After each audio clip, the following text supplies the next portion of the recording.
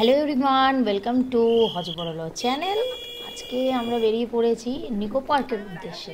বহুদিন কোথাও যাওয়া হয় না, আর তাই বেরিয়ে পড়লাম। এখন রয়েছি সোদপুর স্টেশনে আর ওয়েট করছি আমার দিদিভাই, দাদাভাই আর রূপুর জন্য। আর তার সাথে আমরা ট্রেনের টাইম টেবিলটা একটু চেক করে নিচ্ছি যে এরপরে কোন ট্রেনটা। ইতিমধ্যেই দিদিভাই, দাদাভাই আর রূপু এসে পৌঁছে গেছে। আমরা ওয়েট করছিলাম যে আমরা কতক্ষণে এই মুহূর্তটা পেয়ে উঠব। ট্রেনের অপেক্ষা করতে করতে আমরা কিছুটা সময় ছবি নিয়ে আর ভিডিও নিয়েই কাটিয়ে দিলাম। হ্যাঁ, দাদাভাইকে দেখাই যাচ্ছে না। ঠিক আছে, অবশেষে ট্রেন এলো। আমরা ট্রেনে করে রওনা দিয়ে দিলাম বিধাননগরের উদ্দেশ্যে। যাই হোক, ট্রেনে প্রচুর ভিড় ছিল, তাও কষ্ট করে আমরা ট্রেনে উঠে পড়লাম আর পৌঁছে গেলাম বিধাননগর। আর এখানে নেমেই দিদিভাই খালি বলছে কমলালেবু কোথায় পাওয়া যাবে, কোথায় কলা পাওয়া যাবে। মানে আরে তুমি কি চিড়িয়াখানায় যাচ্ছ? ট্রেনের পর বাসে উঠে আমরা পৌঁছে গেলাম নিকো পার্কে। আর নিকো পার্কে পৌঁছানোর পর আমাদের যেন আনন্দ চূড়ান্ত পর্যায়ে পৌঁছে গেল।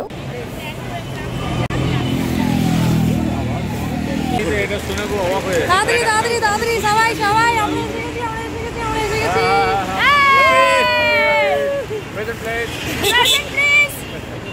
এই ভয়েসগুলো দিবি। আমরা এসে গেছি, এসে গেছি, এসে গেছি, ফাইনালি আমরা এসে গেছি। আমরা একটু খেয়ে নেবো এখন, কারণ ভেতরে খাবার অ্যালাউ নেই। আমরা একটু ভোজন করে নিই, তারপর রাইডিং এ চড়বো। প্রচন্ড খিদে পেয়ে গেছে। তো নিকো পার্কে পৌঁছানোর পর প্রচুর এক্সাইটমেন্ট কাজ করছিল আমাদের মধ্যে। তবে আমি তোমাদেরকে চাইছিলাম এই ভিডিওর মাধ্যমে নিকো পার্কের ব্যাপারে যা যা নতুন নতুন ইনফরমেশান বা আপডেটস ওরা করেছে সেগুলো যেন তোমাদের কাছে পৌঁছে দিই। তো তোমরা পুরো ভিডিওটা স্কিপ না করে মন দিয়ে দেখতে থাকো। যা যা আপডেটস হবে আমি তোমাদেরকে এই ভিডিওর মাধ্যমেই জানাবো। এটা নট অনলি একটা ব্লগের সাথে সাথে আমি তোমাদেরকে আপডেটসগুলো দেবো বলেও এই ভিডিওটা বানানোর চেষ্টা আমি করেছি। প্রথমেই টিকিট রেটসের ব্যাপারটা তোমাদের সাথে আলোচনা করে নিই। এখানে যে টিকিট রেটসের ব্যাপারটা তোমরা দেখছো সেখানে হচ্ছে পার হেড 300 টাকা। 300 টাকায় অনলি তোমরা 13টা রাইড ফ্রি পাবে। তাও ভেতরে গিয়ে দেখবে 3 থেকে 4টে রাইডই তোমরা অ্যাভেল করতে পারছো, বাকিগুলো কিন্তু একদম ছোট ছোট বাচ্চাদের জন্য। তারপরে হচ্ছে দেখো 1000 টাকার টিকিট। 1000 টাকার টিকিট করে নিলে মেইন পার্ক আর ওয়াটার পার্কের সমস্ত যা যা রাইডস রয়েছে ওখানে সমস্তটাই ফ্রি। কোনোটার জন্যই আলাদা করে তোমাদের টিকিট কাটতে হবে না বা টিকিট লাইনে দাঁড়াতে হবে না। 1000 টাকার টিকিটে ওরা হাতে একটা ব্যান্ড পরিয়ে দেবে, আর ওই ব্যান্ডটাই হবে তোমাদের প্রুফ যে তোমরা 1000 টাকার টিকিট কেটেছো। যদি 300 টাকার করো তাহলে কিন্তু তোমরা ভেতরে গিয়ে যে যে রাইডগুলো তোমাদের ভালো লাগছে সেগুলো তোমরা টিকিট কেটে এনজয় করতে পারো। যারা সিনিয়র সিটিজেন রয়েছে তাদের জন্য কিন্তু 50% ডিসকাউন্ট, কিন্তু উইথ তোমরা প্রুফ, আইডি প্রুফ দেখাবে সেটা। আর একটা কথাও তোমাদেরকে বলে রাখি, এখানে অনেকেই ভাবে যে খাবার নিয়ে যাওয়া অ্যালাউ নেই, হ্যানা তেনা, যেটা আমরাও ভাবছিলাম, বাট সেরকম কিছু নয়। ড্রাই খাবার তোমরা ভেতরে নিয়ে চলে যেতে পারো, কোনো অসুবিধা হবে না। কেক, বিস্কিট এগুলো নিয়ে যেতে পারো, বাট রান্না করার যদি কোনো কিছু নিয়ে আসো তাহলে বাইরে ওরা একটা ব্যাগেজ কাউন্টার করেছে। ব্যাগেজ কাউন্টারে তোমরা খাবার রেখে সেখান থেকে একটা টোকেন দেবে ওরা, সেই টোকেনটা নিয়ে এন্টার করে যেতে হবে। তারপরে খাবারের সময় আবার ওই টোকেনটা দেখিয়ে ব্যাগেজ কাউন্টার থেকে নিজেদের খাবারগুলো বাইরেই বসে খেয়ে আবার তোমাদের এন্টার করার সুযোগ ওরা দেবে। এন্টার করার সাথে সাথেই পার্কের যে ম্যাপটা আছে সেটা আমরা ভালো করে দেখে নিচ্ছিলাম, আর কী কী রাইডস ফ্রি রয়েছে সেটাও ভালো করে দেখে আমরা ঘোরা স্টার্ট করেছিলাম। তো ফার্স্টেই আমরা গিয়েছিলাম এখানে মিরর মেজ আর ভর্টেক্স বলে একটা জায়গা ছিল। বুঝতে পারিনি ভেতরটা কি। মিরর মেজটা তো বুঝতে পারছিলাম, বাট ওটা বুঝতে পারিনি যে কি। তো ঢোকার সাথে সাথে দেখলাম পাঠানের গান চলছে। আর ভর্টেক্স ব্যাপারটা কি সেটা তো ভেতরে ঢুকে বুঝতে পারলাম। এটা ছিল, এটা আমার মেয়ে প্রচুর ইউটিউবে অনেকবার দেখেছে এই জিনিসটা। ও বলেও ছিল মা আমার যাওয়ার ভীষণ ইচ্ছা। তো এটা যে এখানে অলরেডি ওরা বানিয়ে রেখেছে সেটা আমার জানা ছিল না, যা কি একদিকে ভালোই হয়েছে। তো গান চলছিল, কপিরাইট যাতে না আসে সেই চিন্তা করে গানটাকে আমি মিউট করে দিয়েছি।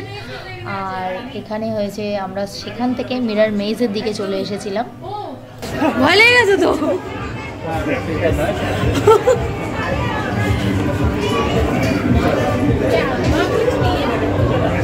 এই বাবু দাঁড়াও দাঁড়াও, তুই ফাইনালি অনেক কাণ্ড করে বেরোনো আমাদের।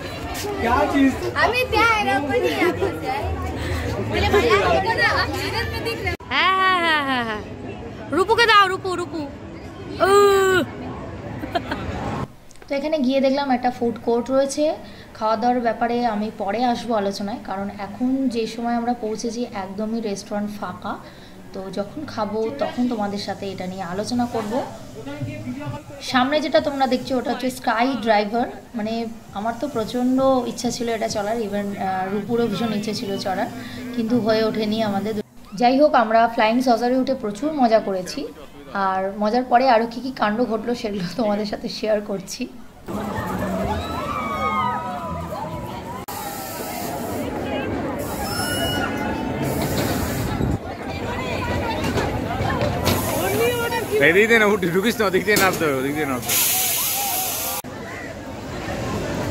নেক্সট ওরা চলে গেছিলো স্ট্রাইকিং কারে, আর আমি এখানে এই সময় একদমই একা একা, কারণ দিদিভাই হঠাৎ অসুস্থ হয়ে পড়েছিল। তো দিদিভাইকে রেখে কোথাও যাওয়াটা পসিবল ছিল না, বাট আমি কিছুটা সময় বের করে ফ্লাইং সসার থেকে নামার পর থেকে দিদিভাইয়ের হঠাৎ শরীর খারাপ, বলছে ভালো লাগছে না, মাথা ব্যথা করছে, গা গুলাচ্ছে, বমি। তো সবটারই মূল কারণ ছিল চিপস। নিকো পার্কে ঢোকার মুহূর্তে দিদিভাই প্রচুর চিপস খেয়ে ফেলেছিল, তারপরেই ফ্লাইং সসারে আমরা চড়েছিলাম। তো মনে হয় সেই কারণেই কিছু ট্রাবল এসে গেছিলো, যে কারণেই এতটা প্রবলেম ফেস করতে হয়েছিল দিদিভাইকে। এত সুন্দর বাথরুমে এসে এখানে বমি করছে। তবে বাথরুমটা খুব পরিষ্কার, নিট অ্যান্ড ক্লিন। যারা ভাবে যে কোথাও গেলে হয়তো বাথরুমের একটু প্রবলেম হয়, এটা স্বাভাবিক, বাট এখানে অনেকটাই পরিষ্কার করো। নেক্সট ইনফরমেশন যেটা দেবো সেটা হচ্ছে ফুড কোর্টের। আমি তোমাদের আগেই বলেছি, পুরো ভিডিওটা খুব ভালো করে দেখো তোমরা। আমি এখানে চার্টগুলো একদম সুন্দর করে তোমাদের দেখিয়েছি। এখানে সবই মোটামুটি থালি সিস্টেম রয়েছে, তো কোনো রকম অসুবিধা নেই। আর খাবার দাম একেবারে খুব হাই লেভেলের নয়, অ্যারাউন্ড 150 থেকে 200-এর মধ্যে তোমাদের পেট কিন্তু খুব ভালো করেই ভরে যাবে। তো আমরা থালি সিস্টেমের খাবারই নিয়েছিলাম। এই থালিটার প্রাইস ছিল 200 আর ওই থালিটার প্রাইস ছিল 130। তো মোটামুটি আমাদের খুব ভালো মতোই পেটটা ভরে গেছিলো। তারপরেই বাচ্চারা চলে গেছিলো গেম জোনে, পাশেই গেম জোন ছিল।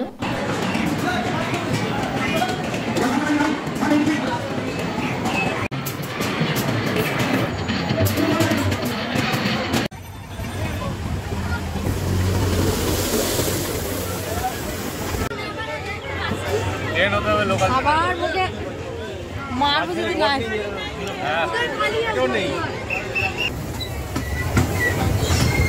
তো জামা লাটকে আছে।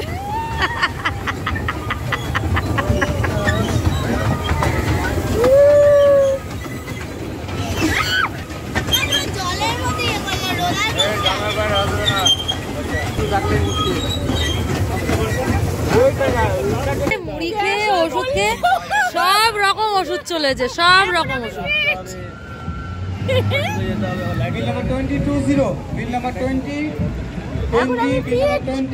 ফিট হয়ে গেছে। আমরা রাইড চড়া আমাদের হয়ে গেল, এখন ইনি ফিট হয়ে গেছে।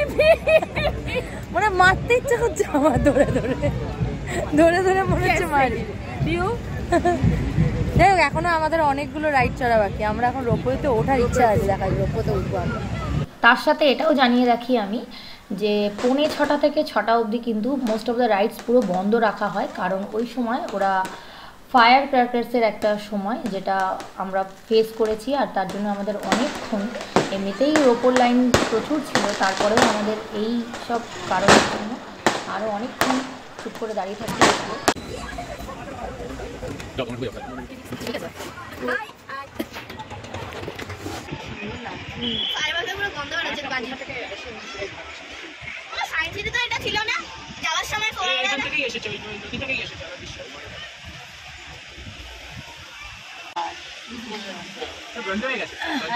রাতের তোরা যে আইফেল টাওয়ারে উঠেছিস, ছবি টবি তুলিস না? আমি এটারই কথা বলছিলাম।